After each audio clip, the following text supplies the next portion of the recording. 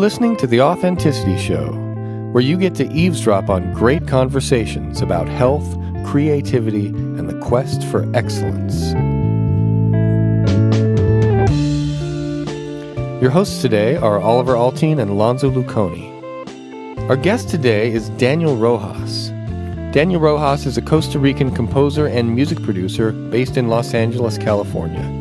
He's written music for over 60 feature films, TV shows, and video games, including music featured in the Oscar-winning movie Room, Jodie Foster's thriller Money Monster, and Alexander Payne's latest film Downsizing. He's also recorded and produced songs for artists such as Demi Lovato, Lucy Hale, Sia, Tang Clan, Snoop Dogg, Bryan Adams, and Jason Mraz. He's currently scoring an upcoming Dreamworks Animation series for Netflix. So Lanzo and I took a trip up to Daniel's studio in Culver City, and we had an amazing conversation about what it's like to write music for films and TV shows, what it's like to record at Abbey Road Studios in London, and all kinds of things about what goes on behind the scenes and how the industry really works. And whether you're a musician or a composer, or if you just like movies and TV, you're going to find some interesting stuff in this conversation, so stick around. One more thing before we get started.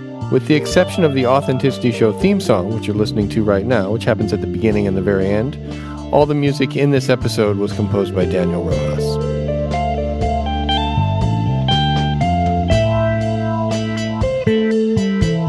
Well, Daniel Rojas, welcome to the Authenticity Show. Thank you. Yeah, thanks for having us over. Hey, Lanzo. Hey, Oliver and Daniel. You know this guy, right? Of course. Yeah, fellow Costa We Rican. go way back, like just about a year ago. A little bit more, I think. Yeah, a little bit longer than a year. Couple of years. So, Daniel, you are a composer, Correct. musician, producer, many other things. Mostly in music, but yeah, composer, producer, and performer sometimes. So, how did you get started writing music for films and TV shows? Ever since I was little, I had an interest in writing music. Mm-hmm. My parents are both musicians, cool. professionally, so I grew in a house with a lot of music, and I was always more inclined towards writing my own stuff than necessarily performance or things like that. So I always had a tendency towards that kind of stuff. But of course, finding a career path was a whole process. You know, like finding, especially coming from Costa Rica, where it's a country that doesn't have a tradition of a lot of media music. There's some concert music composers, and some that have done pretty well. But in media music, there's not a big tradition. There's a little bit of commercials. Now there's some production, but even if we go back 10 years ago, there were virtually no national productions that required scoring. So it's something very new to the country.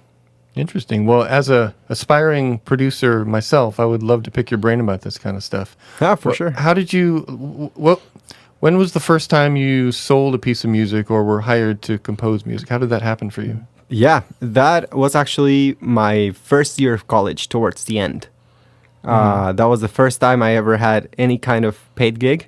Right. And it was, fun enough, it was for a friend's sister's wedding that she wanted to have some sort of musical piece that kind of resembled like a rom-com type of cue. Okay. And my friend knew that I was getting into scoring, and they were going to put something from an existing movie like Notting Hill or something like that. Okay, right. And I offered to try it, and they gave me I think it was like $150. Nice.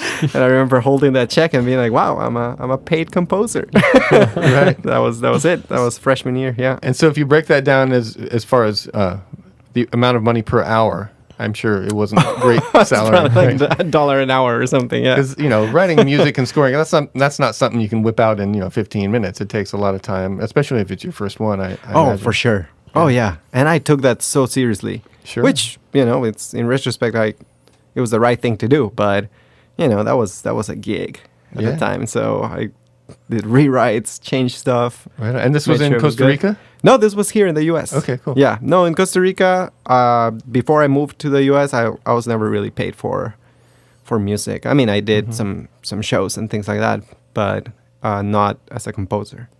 I remember us, talking when we first met, but it would be really cool for you to share how you got into this world, because this was not, from what you told me, this was not your original plan, or at least it was not like Right. meant to happen this way. But I remember your story being amazing and full of surprises for you. And Yeah, exactly. so how did you get here to where you are? When I was in college, one of my teachers, his name was Paris Rutherford, and he was the jazz arranging teacher. He had some experience doing some media music. Paris Rutherford, that's quite a jazzy name. That is a very jazzy name, and he was a That's jazz guy for sure. I can almost picture this guy just from his name. Yeah.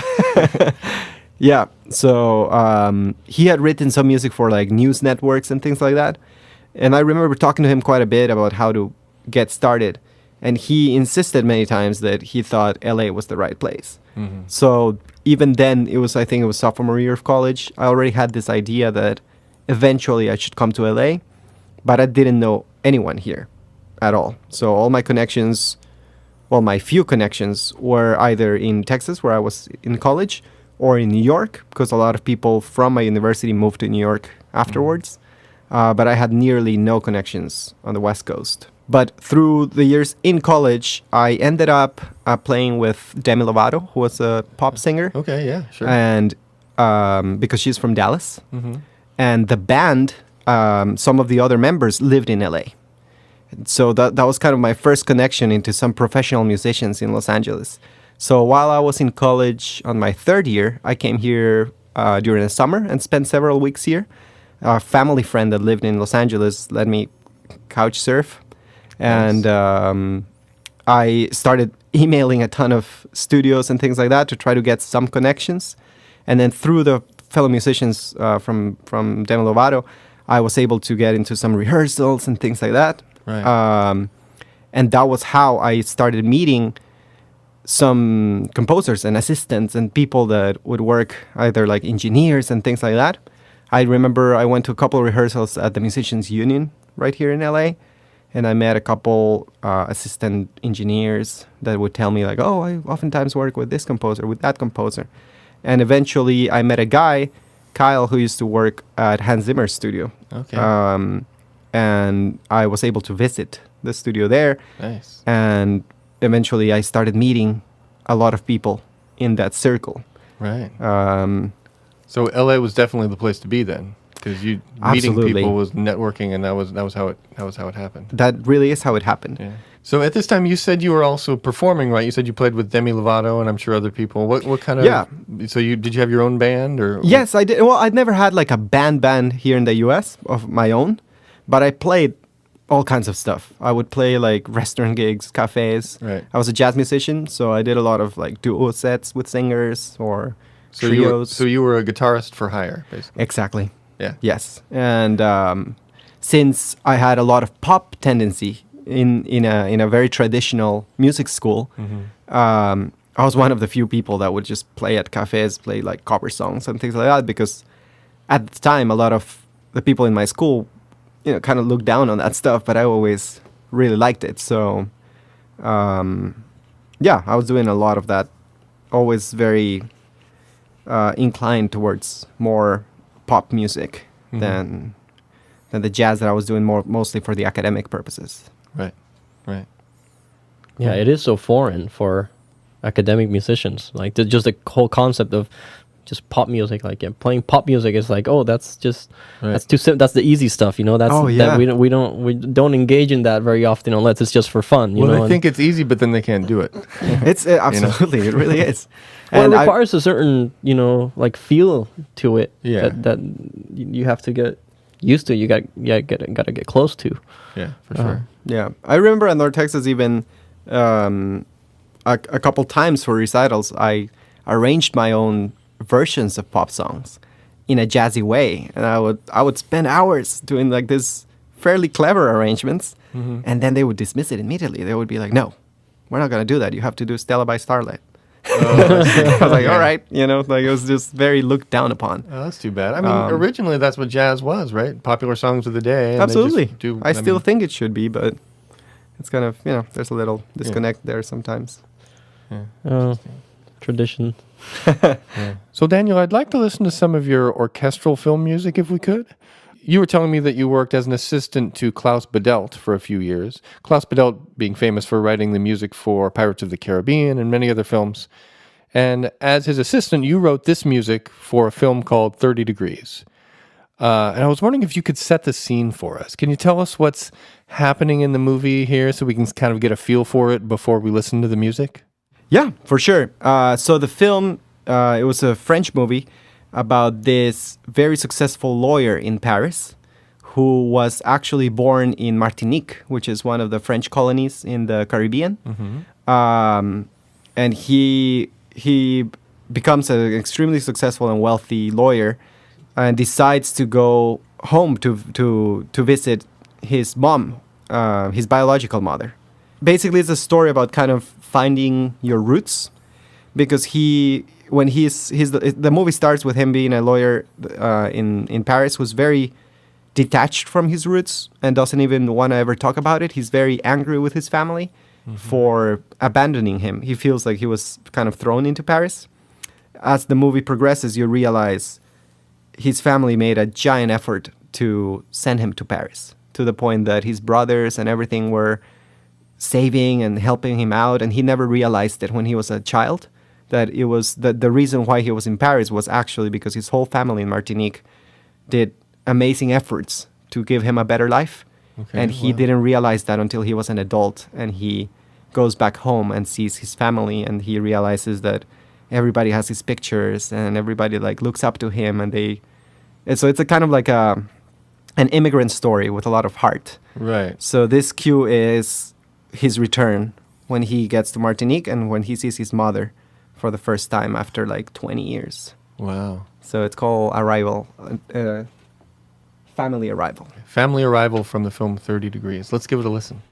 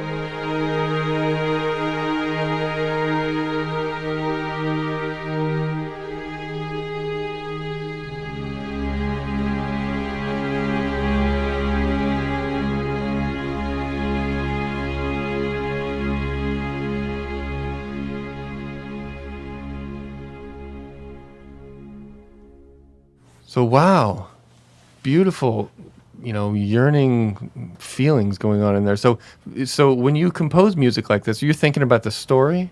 Like, how much does what's happening to this person in the story, this character, how much does that inform your musical choices? A lot. Yeah, that's really most of what informs you. There's a palette that is established usually before you really start scoring. At least in most movies, there's a little time of experimenting where you experiment with the director and producers to try to find the sound that they're looking for. Okay, right. Because it could be anything from very traditional orchestral to something more hybrid. But once you find that kind of vocabulary where you are going to stay in the film, then yes, it's about just watching the film, trying to extract little things from it. An inspiration for me for this was actually Alan Silvestri, who was a very famous film composer. He's the guy who did Back to the Future and most of Robert Zemeckis' movies. Okay, wow. And he did the music for Castaway, which is one of my favorite scores. Oh, it's fantastic. Yeah, it's amazing. I just watched that movie again a couple weeks ago. Oh, it's beautiful. It's amazing. Yeah, everything about that movie is amazing. How many awards did that movie get? Like, It got a few, but Okay. it definitely Yeah. didn't get as many as it deserved, I think. Right. I remember thinking like, oh wow, this movie should have gotten a lot more. Yeah. It's a brilliant movie because I think when I watched it, I was younger, and all I remembered was the island part and Wilson and things like that. But the movie is much more about the return. Sure. It's about what happens when you die. Basically, like Yeah. what would happen if you come back from the death? Because that's basically what happens to him. He comes Right. back home and realizes that people carry on and people remember him, but their lives continue and they rebuild their lives, and that's kind of a very unique perspective because very few people get to see what happens after they Right. die. Right, yeah, like exactly. supposedly. So, but the score to that is very simple, and it has these very open chords, and it's Right. just strings. Just strings, like an It has some orchestral woodwinds. I think the Castaway score does, but there's a certain loneliness to it and very like heartwarming quality to it that I remember when I was watching this film, I kind of felt I would like to like at least take some of the essence of that Right. and replicate it with the kind of themes that we were working Right. on this film. So that was kind of my Alan Silvestri version I see. of a Q. So So for your work on this film, 30 Degrees, you decided on just strings? for other parts, no. It has Okay. guitars and it has some of actually of the instruments that are right here. It has that first ukulele, the 6-string ukulele. Okay, It's yeah. featured on that score quite a bit. Oh, nice. Okay. I could play a little bit later. But yes, it's a very string based Right. score. And where was it recorded?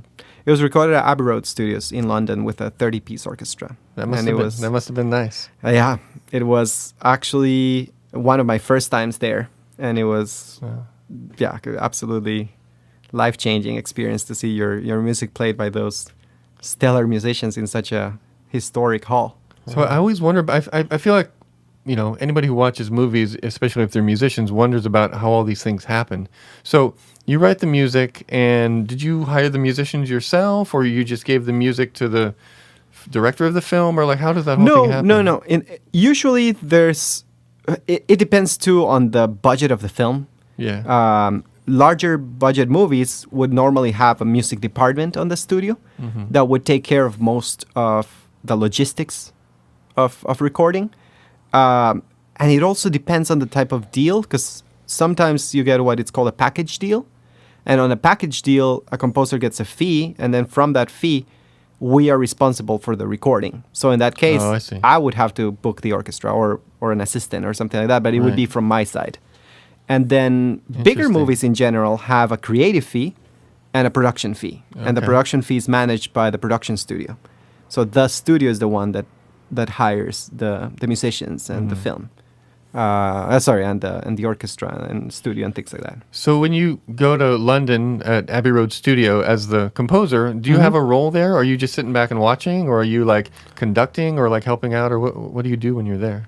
You basically can choose. So, Okay. some composers like to conduct. I personally enjoy conducting a lot, but not when it's in a movie, because I'm very concerned about the client. In that case, the director and producers. And there's a very big value to being in the room with them when they're listening to it and being able to react to what they're thinking. If they're not liking something, if we have to change things. Okay. So when it's a score that is mine or music that I have written, I almost never conduct it until maybe it's the end of the whole thing, and I might conduct like the end credits piece I see. just to feel that, that thing Right, of being right. standing in front of the orchestra. But usually it's pretty stressful, honestly. It's a very enjoyable part of the process, but also very, very stressful because it's expensive. Right. Yeah. Every minute costs thousands of dollars when you add it up, when you have 100 musicians Oh my God. and a whole, for a big score, Yeah. at least. Sure. So there's very, very small space for error. Right. And you have to make decisions very quickly. Like if they suddenly listen to it and they say, oh, it's too big, it's overwhelming, you need to make decisions on the spot and be like, okay, let's cut the basses and the cello by half. And we're only going to keep the violins, viola, half of the cellos and half of the basses, to try to get a new texture. Wow. You And almost try it have out. to have that sound in your head before you make that decision. Like, okay, if I need to cut something, what am I going to cut? Absolutely. And oh my god, it's like That sounds stressful, but yeah. potentially could be really fun. Like if it's successful, it could be exhilarating, right? Yeah, for sure. I'm sure it is. And usually when you're younger, most people are assistants. Like in my case, like not an assistant, but an additional composer. Mm-hmm. So in this case, Klaus Bedelt on this movie was the main composer, I see. and he's the guy who did Pirates of the Caribbean and very big movies, Gladiator with Hans Zimmer. So he had way more experience, 30 years more of experience. So he would be the one to make those calls. Right. Okay. And after you do 20 projects with someone like that, you learn a lot of tricks. And you Right. learn like, this, like for example, tacit all the brass and just record only the strings, record only the brass. They're very like logical things, but when you're young, you might not think of that, especially if Right. you're stressed. And that can give you so much space in the mix. Yeah. Because then in the mix, you can just choose whether you want the brass or not. Or whether you want to do a brass minus 12 dB just to have it as a little I see. texture. So if you record them separately, then you can control the final You can mix. control it a Right. lot better than if you Nice. play it all at once, where you can have a little bit of control with the spot microphones, but the tree microphones and the room microphones, there's nothing you can do to Right. change those. So tricks like that, or like I said, like tacit some of the sections, or even like put mutes on them, different types of mutes. Mm-hmm.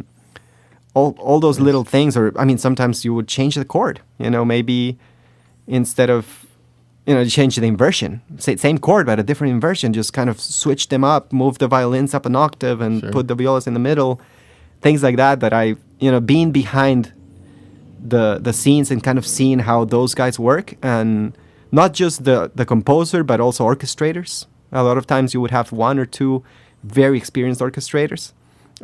You're always just learning, you're like taking note, you Right. try to like replicate it. Yeah. Wow. And are the musicians watching the film while they're recording it? In general, no, No. almost never. Because of NDA kind of things, the musicians are always facing to the front. NDA is. Non-disclosure agreement. Oh, I see. So Yeah. they're not allowed to see it before it's released? They're not allowed to see it. Oh, Yes. interesting. Yeah. Sometimes the director or the studio will give them a little glimpse, unofficially, but Right, they're not, okay. by law, they're not allowed to see it. Usually the conductor has to sign an agreement because the conductor obviously is looking towards the picture. Oh, I see. So the conductor is facing the picture and the musicians are facing the other way. The musicians are facing the conductor. interesting. Yes. So the conductor always has the picture. Yeah. And you have the picture and you have like a bar counter. And I it's the see. same that you would see from the booth.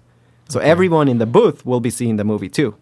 But that's why on studio films, the booth is very reserved to just the music team and a few executives and the production team. Like there's never, very rarely can you bring guests or things like that. Sometimes you can, but if it's a studio movie, it's very unlikely. I see. Only the people that signed the NDA. Yeah, exactly. Basically, yeah.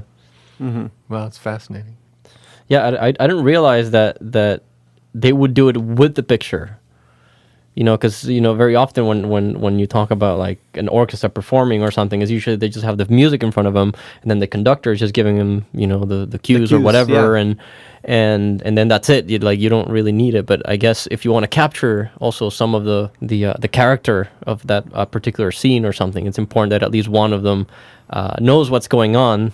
Yeah, absolutely. And usually, I guess the conductor who's overseeing, everything, he can translate that, to the musicians. But yeah, I never thought of it that it would be done that way. It's very interesting. And the relationship between the composer and the conductor is crucial. A lot of times, as composer, you would try to meet up with your conductor once or twice before the session, even watch the film together, and try to like make sure that you're both on the same page. Like write notes together and stuff like Yeah, that. exactly. Yeah. Because the conductor will be your translator to the orchestra, Right. While you're inside the booth dealing with all the politics of it, making sure and making decisions. Then you need to be able to have a conductor that you can really trust and Yeah, I guess that happens, across the board when it comes to, orchestra performances, and especially when the composer is alive and is there, But there seems to be so many other layers to this, like film scoring and like just the overall movie production. that like I didn't know that, for example, that the composer is dealing, it has like it wears many hats in this case. And man, your social skills have to be like super good too. You can't be like the typical quiet kid in the corner, because It's true. essentially It's a good point. Yeah. you have to have these people like you too. Otherwise, More than anything, that yeah. you need to respect you, or like Absolutely. make sure that they trust you to make the right calls.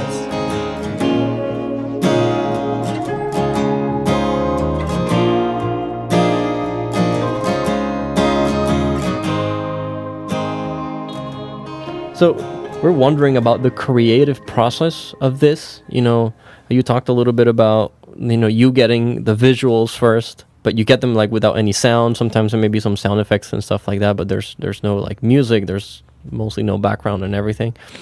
So how do you start this process? Like, do you already have like pre-composed things for certain occasions or certain moods that you're trying to achieve, or like what comes first? Does the visual come first? Does the music come first? Is it like a by case kind of? Yeah. In general, the visuals come first. Okay.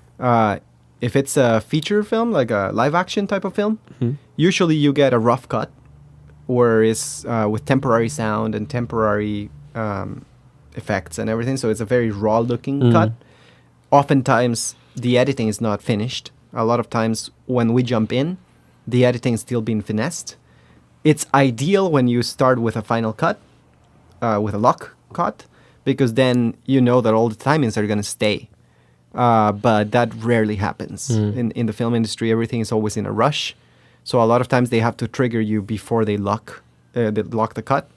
They often call it a soft lock, which means nothing really. It's just like, to get you started, and then they might change a lot of things. But the earlier you can be attached to it, obviously the better. It gives you more time to experiment and more time to really understand the language of the filmmakers, because your job is basically translate into music the filmmaker's vision. That's what makes, I think, film scoring so different to most other areas of music, because in most areas of music, the music is the final goal. Like the goal of the musician is to make the best music. Right. But in film scoring, it's not that. Sometimes your cue should be much more simple, and you could have written an amazing violin part, but muting it is the right thing to do for the film. Right. Because it's getting in the way of the dialogue or getting in the way of the acting. So in film scoring, the film is the end goal, and the music is just a service towards the film. Enhancer. And that makes a big difference, because when you're working on a record or you're putting together a recital, it's all about the music, and you just have to make sure the music is the best that it can be. But in film scoring, a lot of times you end up with cues that are not nearly as good or as rich musically as you could have made them, but it's the right thing to do, because it's what will help. Different purpose. It has a different purpose. Exactly. The purpose is more about the film. Yeah. So in this creative process, like how do you function in this moment when you first see the visuals, and of course I'm sure you have someone there with you. Yeah, exactly. Well, usually the first meeting in a film, when you actually watch the film and you decide where the music should be, is called a spotting session. And a spotting session is step one of film scoring. Every single movie or TV show will have them. And it's when you meet up, you watch the movie with the filmmakers. I say filmmakers because it's different every time. Like sometimes it's a director and one producer. Sometimes it could be a director and three producers. Very rarely, but sometimes there's no director involved by then. Sometimes, there's issues in the middle, and then a producer takes over. So you end up scoring with only 4 producers and no director. It doesn't happen often, but it has happened, and I've been in that position. Or sometimes there's an editor that has a lot of say. It's an editor, for example, that has worked with a director on many films before. And then for the spotting session, you will be with the director, the editor, and a producer. So basically, yeah, you meet up with the filmmakers, you watch the whole movie. It usually takes a lot longer than the film. If the film is an hour and a half, your spotting session might be 4 hours. Because a lot of stopping, right, a lot of pausing and replaying. talking. And defining like whether the cue should come in here or before, kind of Do you usually things. have like your instrument there, sort of to start, writing down some ideas, or? I personally try to avoid that because of what I've learned from seeing other composers like Klaus or Hans and people, how they deal with it, because it's really dangerous to play the wrong thing. Especially okay. if it's so early in the process. You don't really know what they're looking for. I try to do it in a place where there's no instruments or try to make sure that they understand that we're not going to play anything. Because it can be really, really dangerous to just start playing the wrong thing before you really know what they're looking for. Right. And they can be very turned off and be like, oh my God, no, you're not the right guy because you started playing the piano and I hate the piano. And it can happen. Yeah. It can happen. And until you can talk to them a little bit more, you can see what their vision is. Eventually, one of them might say, So a lot "I of psychology freaking hate-" involved in this too. It's There's like a lot of strategy and psychology. strategy, yeah. I've had meetings where in the middle of a meeting, one of the producers would just say like, I hate woodwinds. And Okay. that's it. You just take note of that. And they're like, okay, Yeah, so no let me woodwinds just here. write that down. Yeah. But if before they say that, you suddenly watch something and you're like, oh, I think this flute here could work. That could literally turn them off and just look at you as Yeah, like you're not the right person for this gig. And it it can affect the meeting. So Wow. unless it's a director that you've worked with before, where there's a relationship Right. already, that's completely different. Which I've been in that position too. well, that Yeah. that takes time and experience, I guess. Is like And you build a relationship. right. You got to build those relationships. And when it's that, then it's so easy because not easy, but it's easy to feel free to say what you want because the director already trusts you and he will Right. say it to your face, be like, "Oh no, dude, that's terrible. Like, no, let's not go there." Yeah. But you're not gonna lose the gig. Right. But when it's someone that you've never met before and it's a high stakes, Sure. you always try to kind of like there's a little dating process. Right. Where you Sure. have And to there's kind like of see what famous they duos. want. Like I'm thinking of David Lynch and Angelo Badalamenti, right? Oh, yeah. They make Absolutely. all their films like collaboratively. Spielberg Which is, and Williams. Sure. Yeah. Or yeah, all kinds of That must be cool to have. Zemeckis and Silvestri. Sure. They do everything together too. Yeah. Must be great to have that kind of relationship to create together. Yeah, it happens a lot. I would say the majority, probably 7 out of 10 directors end up finding their person. They have the guy. And- Yeah. That's who they work with. Yeah. That's cool.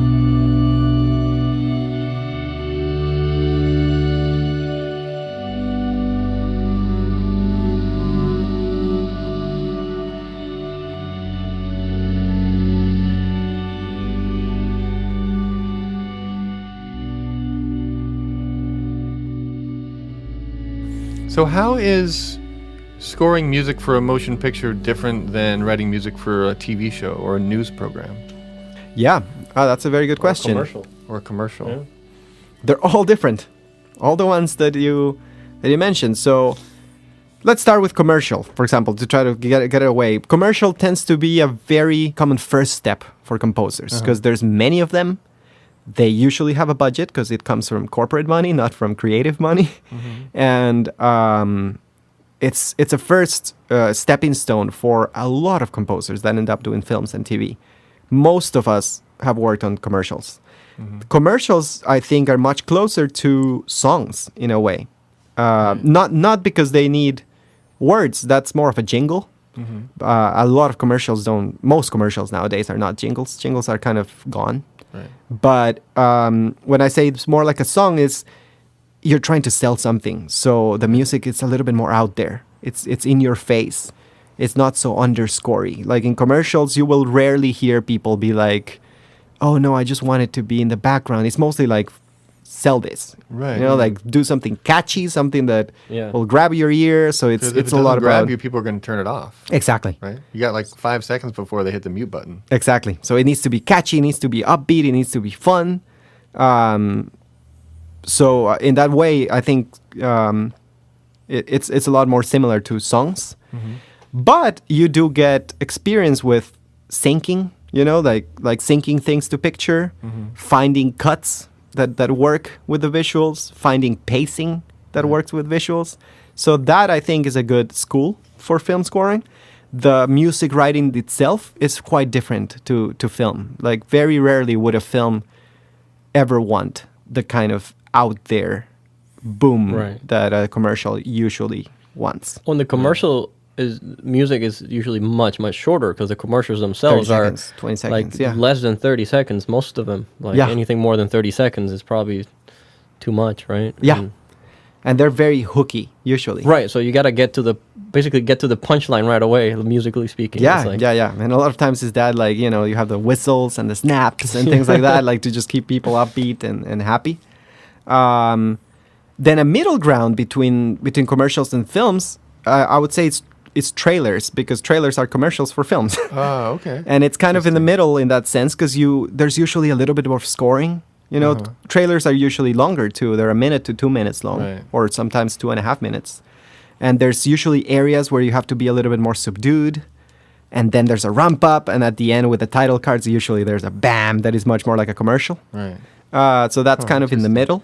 So I always, I would have thought, I guess, that they would just use the same music from the movie as they put in the trailer, but maybe the music hasn't even been written yet for the movie. Exactly. It's Wow, almost never, unless it's a franchise that they want to exploit. Oh, right. Like, There's like the underlying themes of Right, soundtracks, like your right? Star Wars movies and stuff like that. But you, I'm sure. but you Exactly. also do have some flexibility with that, right? That you can insert the theme, but you can use, a little bit different. what is almost never, and that might be something that people don't know, it's usually, I would say 99.9% of the time, is not the same composer. Wow. The trailers is a different world. Like, Interesting. there will be a composer for the trailer who's not even related to the composer of the film. Interesting. Very, Wow. very rarely is the composer the one that makes the trailers. It only happens on the two spectrums. Either super high budget movies, like for example, a Star Wars might have something that John Williams writes for the trailer, or a very low budget movie that has no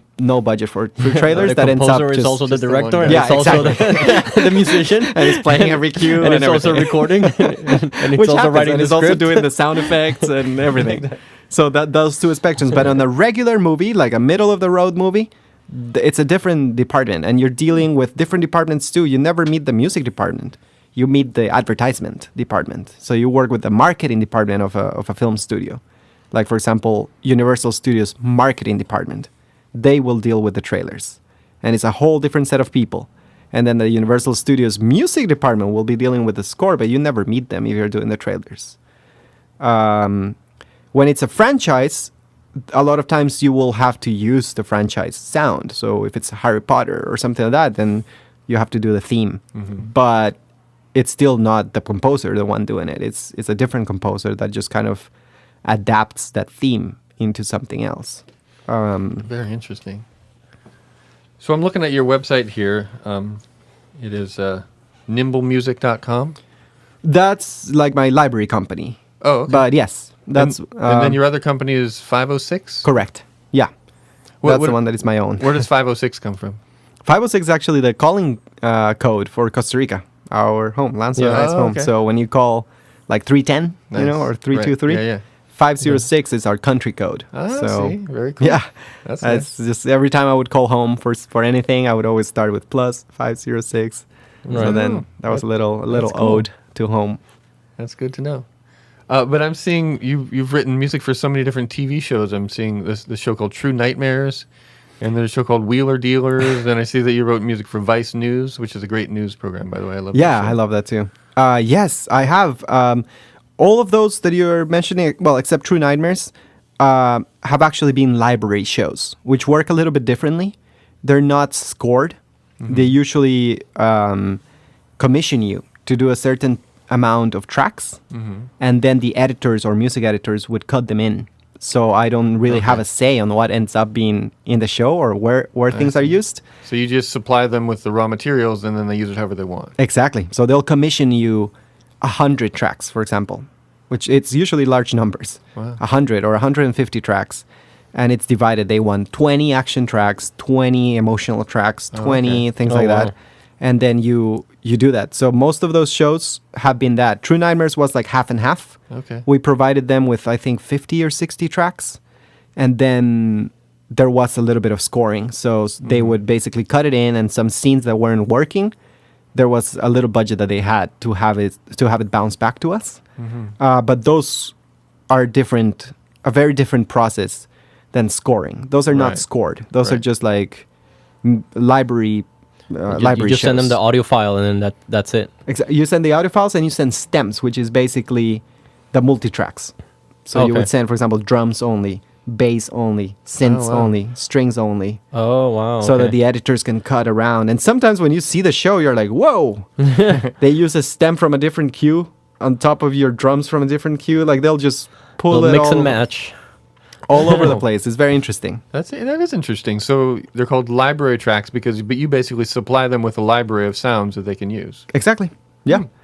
And, that's cool. And I'm noticing from the playlist on your website that most of them are around between 1 and 2 minutes long. Exactly. It's actually between 1.5 to 2 minutes. Okay. So it depends on the network. But both HBO and Discovery. So Discovery, it's a gigantic network. It's not just Discovery Channel. Mm-hmm. They own like 60 other networks. They own Animal Planet. They own TLC for reality shows, Investigation Discovery. I could keep going. Own network. A lot of stuff. So the Discovery communications thing usually wants tracks between 90 seconds to 120. It's the same as HBO, who does Vice News. It's usually 90 seconds to 120. They give you a little bit of a leeway in there. If your queue gets everything done in 87 seconds, no one's going to tell you anything. But in general, you try to keep it in between 1.5 to 2 minutes, and give the stems. And is there like a particular pattern of the style of these tracks that they're looking for? Does there have to be like a climax every time, and then there's got to be like a more of a conclusive statement at the end, or like a soft beginning? Like how's the plot basically of each sound? It's usually very they have guidelines, and it's like all the same. Yeah, it's formulas. It's usually A prime. Okay. Usually most of these networks. So you have an A section, a B section, and then a development on your A section that they can use. And they usually want to have a strong ending and a soft ending. So you have to give like either, for example, your first A can be slow ending, and the last A will have a little dun dun dun dun dun dun. Like something to just kind of like end it up. Wow, that sounds like a miniature version of sonata form. Basically, you have 2 themes and a development section and a coda. It is. Yeah, it's basically a sonata. Yeah, 2 minutes. That's awesome. Good. Yeah, and so are these also like very light in content in general? Like they're not like you mentioned the music for commercials is more like heavy sounding and a little bit more upbeat and stuff. So for these, is there like a particular like sweet spot in terms of like density and layers? That's a great question, and it's very, very project based. So it really depends on the project. For example, Wheeler Dealers is a car show. It's basically like a pimp by ride, but not so urban. Mm-hmm. So it's more like they find an old car and they find a way to like redo it fully. So 1960s Porsche, and they just like revamp it fully, and they go through the engine, and it's more educational. So they tell you all these things, and it's a 1-hour show. But so a lot of the music is either rock, to have that kind of like testosterone type thing, right? Yeah, or some we call it process music. Which is the music that just kind of works for a mechanic shop or any kind of like transitional. Process music is more like a little beat. Something you can watch their hands in working on the engine. Yes, exactly. Just someone. I'm thinking of that show, How It's Made. Yes. It's exactly, it has so almost many the same shows. style of music when there's like the person explaining the narrator, right, and then there's moments of like that silence of just watching the process, and it's got like that background music that's just so simple, but it's very usually like very upbeat and very like. Sometimes I think of that as sort of like brainwave music, where it's like things are happening. Yes, exactly. Yeah, nothing that's going to grab your attention, but it's there. It's exactly, and honestly, it's mostly, again, another stepping stone for most composers. Okay. I don't know many people that love, not that I don't, I mean, I'm grateful for the gigs, in case any producer is listening to. But, it's not necessarily, most composers want to score and to do that kind of thing. But there's a lot of work in that television, in that type of television, cable TV. Mm-hmm. And cable TV, it's always producing content. Right. And it's there's royalties to be collected if it goes on cable. So it's a very working man composer's gig. So it pays the bills, it gets everything done, it adds up at the end because a lot of times they have reruns. So it's a nice area to work when you're starting to kind of build your career. So for people that might be wanting to get into this industry, like again, like you were saying before, it's kind of who you know and making connections and networking. Absolutely. I mean, do TV studios, I mean, can you just send them a demo tape or send them an email, a cold call, something like that? Normally not. No. You just need to somehow get in the door. Yes. In my case, friends that are editors that just kind of started asking for cues when they needed cues, and then they would make an intro to the music department. I would end up going for brunch with a music supervisor, and then they would commission me 20 cues. Let's start small. Yeah. 20 cues it's not a lot, but you would get them done, and if they like it, then eventually they would be like, okay, let's do a package of 50 for this show. Until we got to shows like Vice News. It ended up being like 500 tracks. It was a big. I ended up doing only like 10% of them. We ended up hiring a lot of people to get different sounds and also to be able to deliver on time. Right. What kind of time do they give you? Did they say I need these in a week or I need these in? No, usually you have a little bit more time.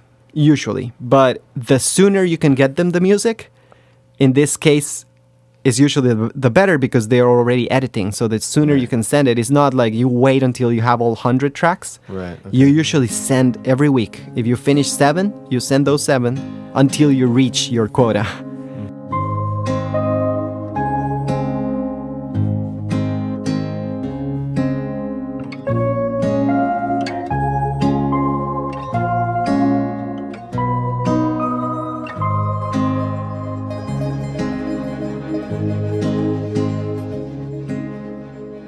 Do you compose with a pencil and paper or in a software program on your computer, or do you just write it in your head first, or how does that? No, I definitely in the computer. Okay. 99% of the time. I do sit on the piano or with a guitar a lot of times to get the ideas. But no, I mean, honestly, I haven't used pencil and paper in years. Yeah. And sometimes I would use it if I'm transcribing something. Like if I listen to a piece that I really love, I would write it down to try to like analyze it and things like that. But I also haven't done that in probably 2 years. There's just no time. So how much of your music is actually written down, on the computer, and how much of it is just played and recorded? Oh, I would say probably 80% is just played and recorded. I only write it down when it needs to be performed by somebody else. I see. Okay. That's where it comes down to, just kind of out of effectiveness. And you would only write down the parts that need to be recorded.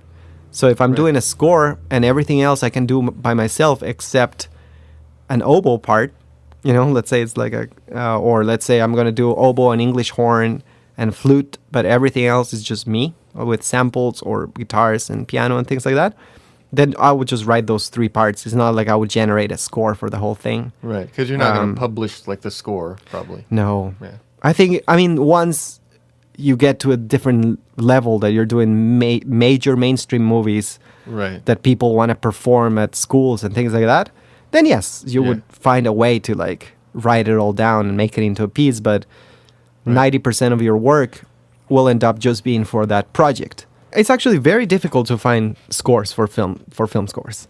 Official scores. It's extremely difficult. Yeah. It would have to be, again, like iconic composers that might release it, like John Williams or James Newton Howard, things like that. But even some of them, they don't release like official like sheet music. No.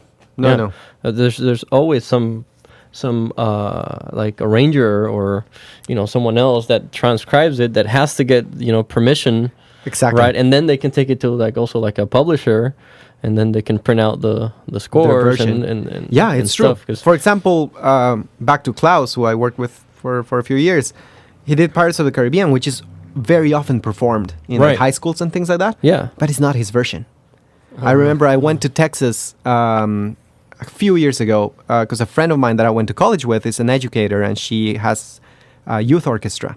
And she invited me to go see, they give like a little lecture, and they performed it. And I was looking at the score, and it's just exactly what you say. It was adapted by someone Right. and published with permission of Disney, but it's not Klaus's music. And I remember looking at the score and being like, it's very close, but it's not exactly, like this is definitely an sometimes they change the adaptation. key or they simplify it. Like exactly. if it's a high Mostly school simplify it. orchestra, it's Simplify not gonna it, be yeah. the same as if it's like honors orchestra in some college or something like Yeah, that. Or exactly. Or like sometimes when they that just make me think of like method books for instruments. It's like the beginner's guide to piano in this case, Right. and then you have this like beginner's book with the Star Wars theme, but it's only like like. Right.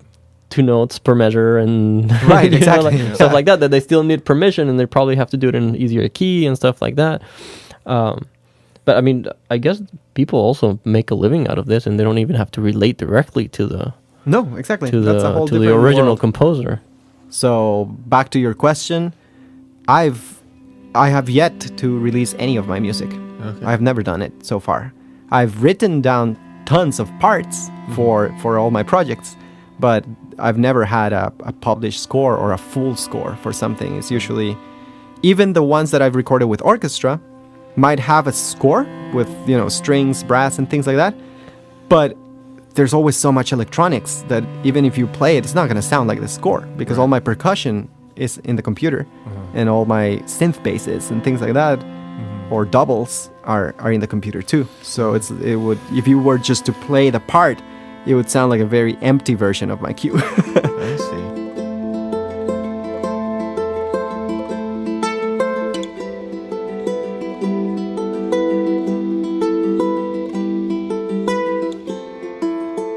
So what are you working on right now?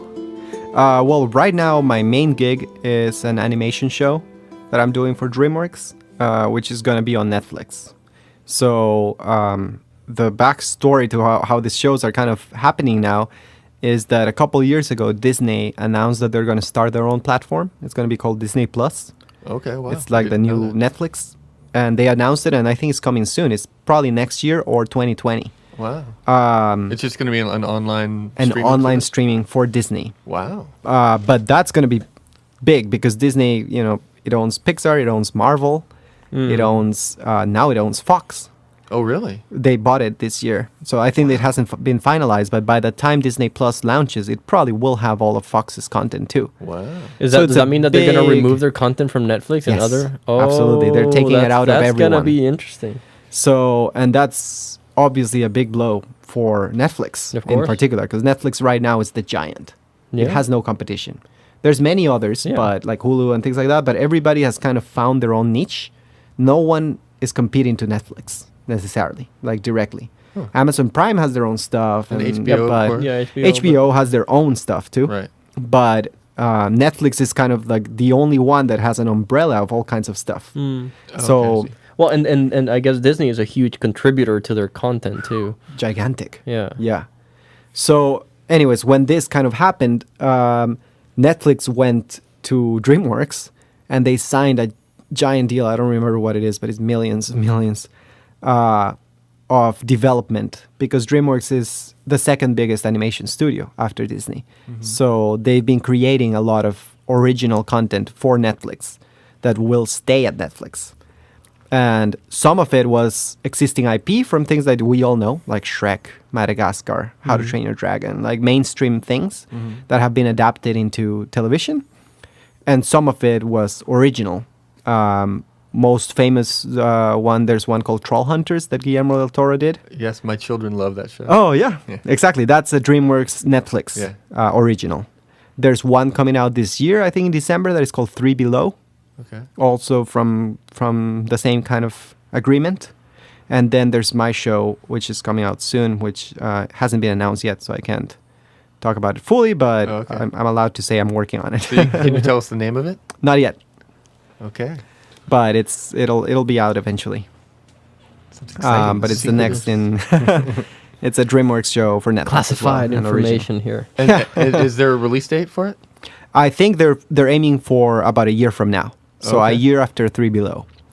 Is So- this the biggest project you've ever worked on, or one On of my the own, biggest? yes.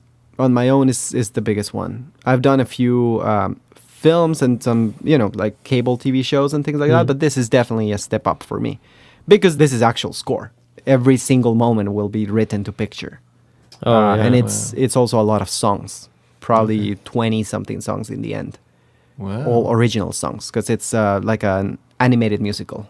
Right. So, and are you writing the words to the songs and everything? yeah, well, I mean, usually I get a script that has already the song kind of sketched in it. And a lot of times it's very musical, because some of the writers in the writing room are musicians, and I can tell because of the way that they use rhyming and kind of musicality. Right. So it's easy to adapt them into songs, because it's not like they just write it as text.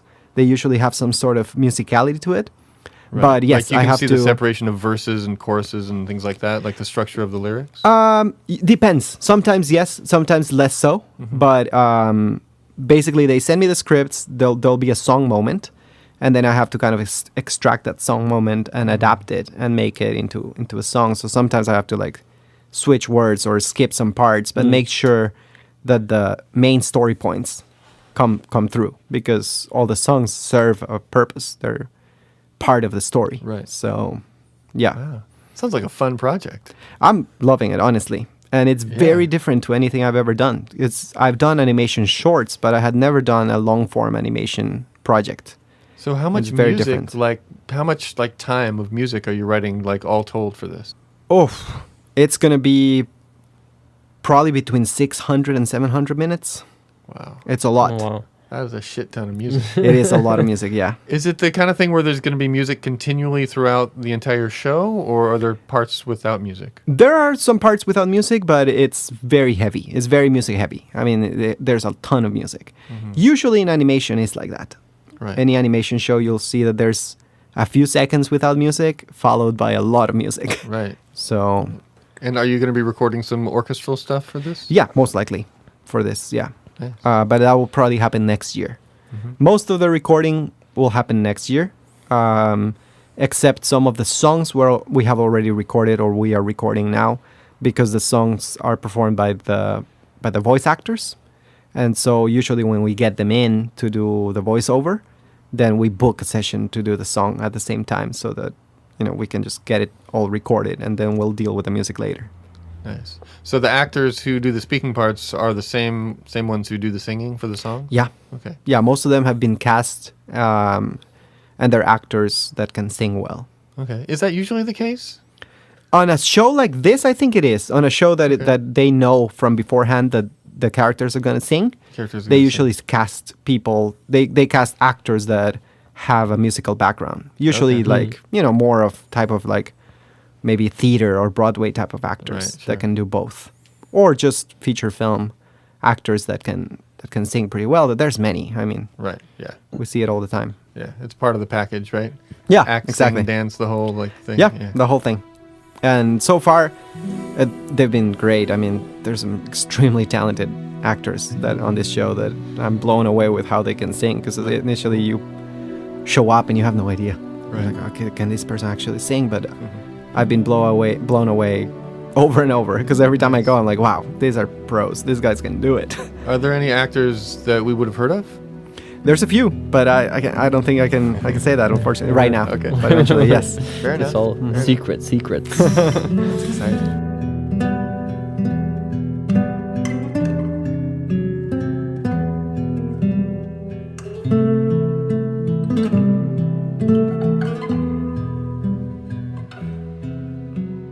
Well, Daniel Rojas, thank you very much for inviting us to your studio here in Culver City and spending all this time talking to us. It's been really great. Of course. No, it was a lot of fun. Great questions. Yeah. Well, there's so much to Daniel that I think we would need like days to really get all the fascinating stories and experiences of his career. But it's definitely someone that I admire a lot, and it's awesome to have as a friend and just a fellow Costa Rican. Being so successful and loving what he does. Yeah. So Thank you. it's pretty cool. Pura vida. Pura vida. Pura vida. Yeah.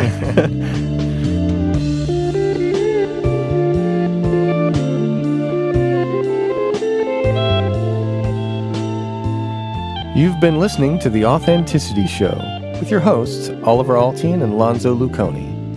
Very special thanks to our guest today, Daniel Rojas. If you want to get in touch with Daniel, you can find his website at danielrojas.com, or you can check out 506music.com. This show is produced by Oliver Altine. That's me. Don't forget to subscribe to the show wherever you get your podcasts. We're all over the place. And check out our website, authenticityshow.com. Thanks for listening, and have an authentic day.